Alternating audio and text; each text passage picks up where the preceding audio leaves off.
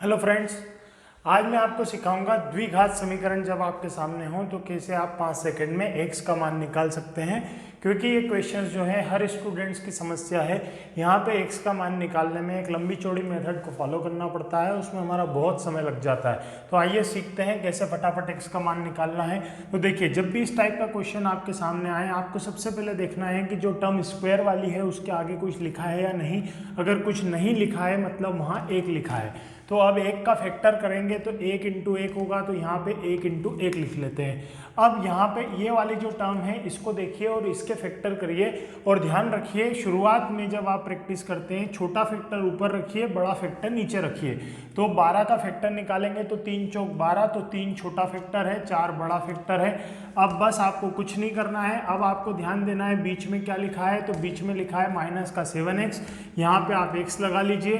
तो ये हो गया, इसका गुणा इसमें कर दीजिए तो ये हो गया 3x, और इसका गुणा इसमें कर दीजिए तो ये हो गया 4x। अब आप देखिए 4 और 3 को जोड़ के 7 आ रहा है, पर ये नेगेटिव है इसलिए यहाँ भी ये माइनस होना चाहिए और ये भी माइनस होना चाहिए, क्योंकि माइनस माइनस प्लस हो जाएंगे।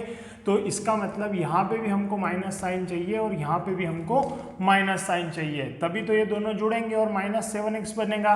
ठीक है, तो ये आपके फैक्टर हो गए x minus 3 is equal to 0 और x minus 4 is equal to 0। तो यहाँ पे माइनस साइन है, इसका मतलब x के जो फैक्टर हैं वो आपके प्लस के 3 और प्लस के 4, ये आपके रिजल्ट आ गया। यहाँ पे आया समझ में? अगर नहीं आया तो अगले क्वेश्चंस बिल्कुल आ जाएगा, ध्यान से समझिए। फिर से यहाँ पे कुछ नहीं है तो क्या है 1, तो हम इसके फैक्टर क्या लिख लेंगे 1 और 1।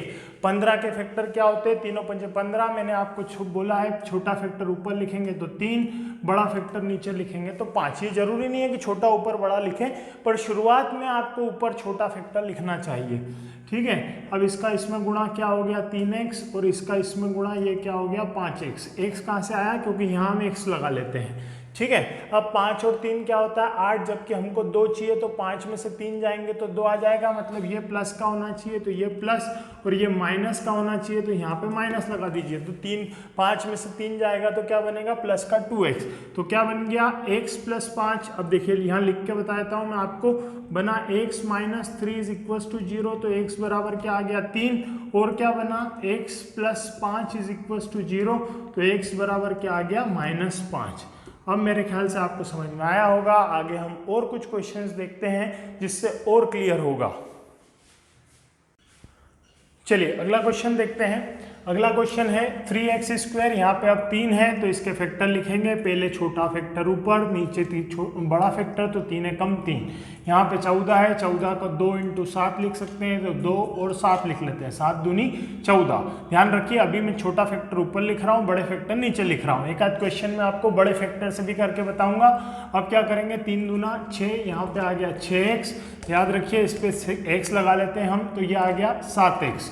अब देखिए 13 है, 7 और 6 कितना होता है 13 होता है, और माइनस का 13 है तो दोनों के आगे क्या लगा देंगे माइनस, क्योंकि 6 और 7 दोनों जुड़ जाएंगे तो माइनस का 13 बन जाएगा, तो दोनों का माइनस लगेगा। तो फैक्टर क्या बना x माइनस 2 बराबर 0, तो x माइनस 2 बराबर 0 मतलब x बराबर क्या प्लस का 2, और 3x माइनस 7 बराबर 0, तो x बराबर डायरेक्ट 7/3। ये आप डायरेक्ट लिखने की अब प्रैक्टिस लगाइए। तो एक की वैल्यू आ गई 2 और दूसरे की वैल्यू आ गई 7/3।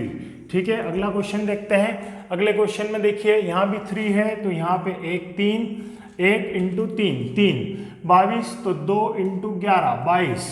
ठीक है, अब क्या करें, जैसा बताया 3 दूनी 6, 6 इधर 11 इधर, 11 और 6 17, माइनस का 17 है, दोनों को जोड़ना है तो ये भी माइनस में होना चाहिए, ये भी माइनस में होना चाहिए, तो ये भी माइनस का, ये भी माइनस का। अब यहाँ पे क्या है x, यहाँ भी x है, तो x minus 2 is equal to 0, मतलब x बराबर क्या हो जाएगा प्लस का 2, और 3x minus 11 is equal to 0, तो 11 उधर जाएगा तो प्लस का, और बटे में क्या आ जाएगा 3। ये आपकी डायरेक्ट प्रैक्टिस हो जाएगी धीरे धीरे। तो x बराबर 2, x बराबर 11/3, दोनों प्लस के। ठीक है, अगला क्वेश्चन देखिए, यहाँ पे अब 2 है तो अब मैं पहले एक बड़ा फैक्टर ऊपर ले लेता हूँ, 2 इंटू 1।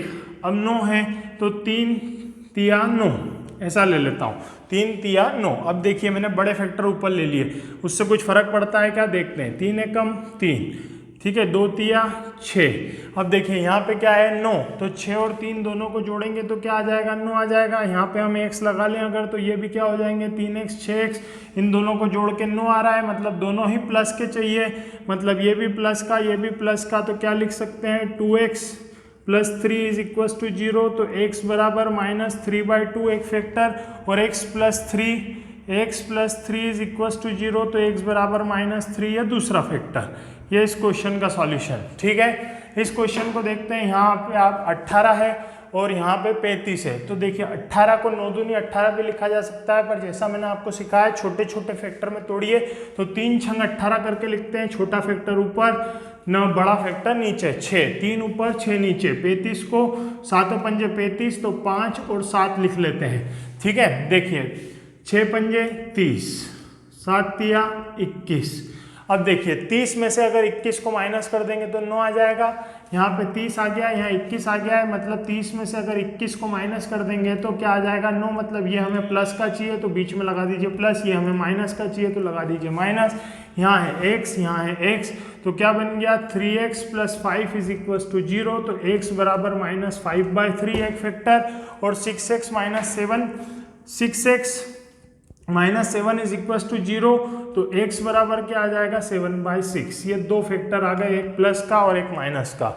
ठीक है, आया समझ में। एक क्वेश्चन और देख लेते हैं। यहाँ पे 12 है, तो अब इसको 6 दूनी 12 की जगह 3 चौक 12 लिखना चाहिए, जैसा मैंने आपको बताया।